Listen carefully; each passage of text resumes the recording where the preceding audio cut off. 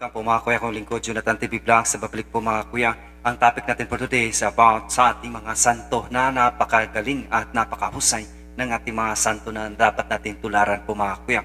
So ang topic natin for today sa santo na pinagdiriwang natin December mga kakuya ay pinagdiriwang bilang kapistahan ni San Juan Diego, ang santo na kilala sa kanyang papel sa pagpapakita ng buwan ng Birhen Maria sa kanyang mga pangitain sa Guadalupe, Mexico. Si San Juan Diego ay ipinanganak noong 1474 at naging isang katutubong Aztec noong 1531. Siya ay nakatanggap ng mga mensahe mula sa Birheng Maria na nag-uutos sa kanya na ipatayo ang isang simbahan sa kanyang pangalan sa bundok ng Tepeyac. Sa pamagitan ng kanyang pananampalataya at pagtitiwala, siya ay nagtagumpay sa pagdadala ng mensahe ng Birheng Maria sa mga autoridad ng simbahan. At sa kalaunan, ang simbahan ay itinayo.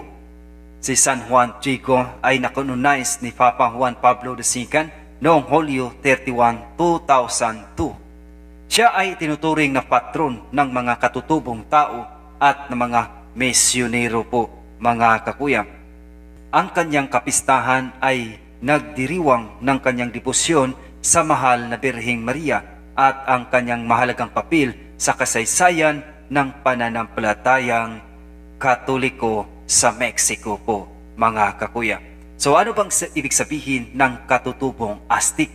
Dahil sapagkat ang terminong katutubong Aztec ay tumutukoy sa mga tao na kabilang sa mga sinaunang sibilisasyon ng Aztec na umuusbong sa relihiyon ng Mesoamerica, partikular na sa kalusukuyan, Mexico.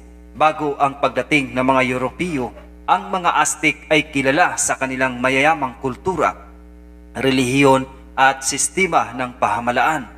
Sila ay mga tao na may sariling wika. Ito'y tinatawag na Nahuatl, na sa tradisyon ay mga paniniwala.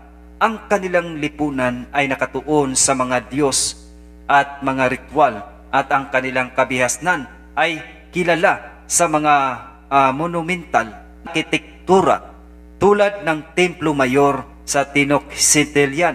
Ang kanilang kabisera, ang pagkakilala sa mga katutubong Aztec ay mahalaga sa pag-unawa sa kasaysayan at kultura ng Mexico, pati na rin ang epekto ng kolonisasyon sa kanilang mga tradisyon at pananampalataya. Sa konteksto ng pananampalatayang Katoliko, ang mga katutubong Aztec tulad ni San Juan Diego ay nagkaroon mahalagang papel sa pagyakap at pagsasama ng Katolisismo sa kanilang mga lokal na tradisyon. Kaya mga kakuya, si San Juan Diego ay talagang dapat natin tularan na talagang ang napakahusay, no? Na talaga ang Diyos, talaga bawat isa sa atin ay mayroong misyon bawat tayo ay nabuhay dito sa mundo. Kaya huwag natin iwaksi yan mga kakuya. Dapat natin pakinggan ang Diyos. Ano ba ang misyon natin bawat tao o bawat sa atin nilang dito sa mundong ibabaw. Mga kakuya, hindi sapat na tayo ay mag-alaga sa ating pamilya. Hindi sapat na tayo ay magkaroon na magbigay ng pinansyal kung tayo ay ama ng tahanan. Hindi sapat tayo ay ina ng tahanan, ilaw ng tahanan, ay mag-alaga sa ating mga anak. Hindi sapat na tayo ay bilang mga anak na tayo ay sunod sa ating mga gulang, ay hindi po yan sapat po mga kuya. Titingnan natin mga kuya, tayo ay bakit tayo nabuhay dito sa mundong ibabaw. Yan ang pinakamalaking question mark po mga kakuya na dapat natin sagutin. Napakasimple lang sagutin po mga kakuya pag mga ganyang mga katanungan. Bakit bawat nilalang ng Diyos dito sa lupang ito ay mayroon tayong bawat isa sa atin na misyon na ipataguyod at ibanghilyo, ay palaganap ang ibanghilyo ng ating Panginoon.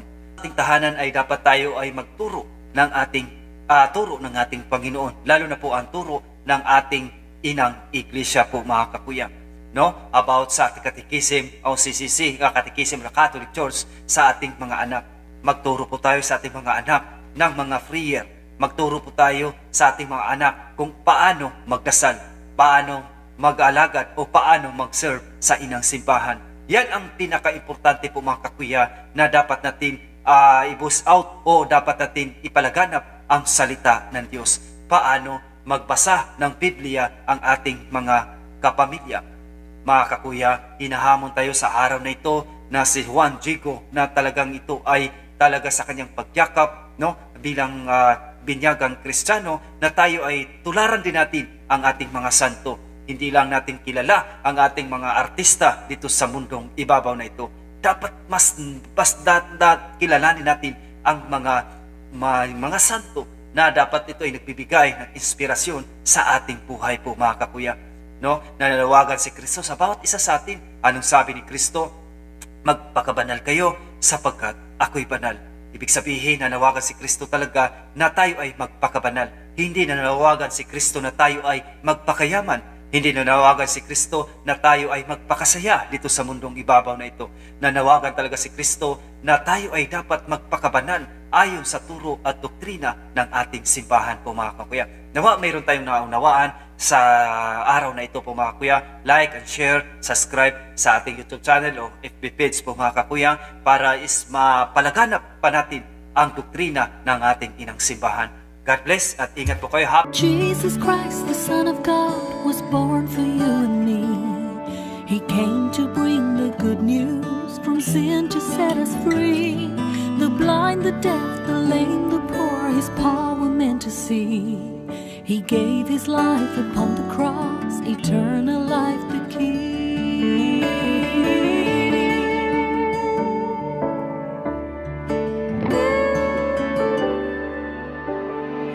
He broke bread and shed wine before His agony. We share the body and the blood in His memory. To make His message known is our responsibility.